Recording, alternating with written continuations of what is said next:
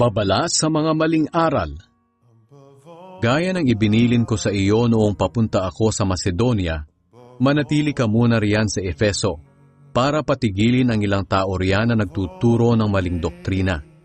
Pagsabihan mo rin sila na huwag pag-aksayahan ng panahon ang mga walang kabuluhang alamat at ang pagsasaliksik sa kung sino-sino ang mga ninuno nila. Nagdudulot lang ng pagtatalo-talo ang mga bagay na ito.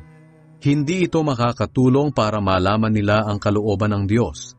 Malalaman lang natin ito sa pamamagitan ng pananampalataya. Ang layunin ng utos kong ito ay magmahalan sila, at magagawa lang nila ito kung malinis ang kanilang puso at konsensya, at kung tunay ang pananampalataya nila. May ilang tumalikod na sa mga bagay na ito, at bumaling sa walang kwentang pakikipagtalo. Gusto nilang maging tagapagturo ng kautusan, pero hindi naman nila nauunawaan ang mga sinasabi nila, ni ang mga bagay na pilit nilang pinaniniwalaan. Alam nating mabuti ang kautusan kung ginagamit ito sa wastong paraan.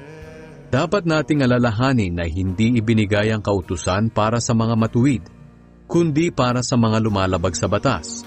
Suwaid, ayaw kumilala sa Diyos, makasalanan, walang hilig sa kabanalan, lapastangan, pumapatay sa sariling magulang at mga mamamatay tao.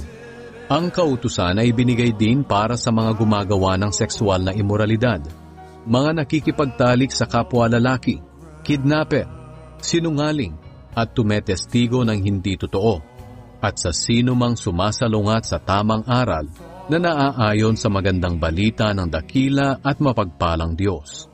Ipinagkatiwala sa akin ang magandang balitang ito para ipahayag.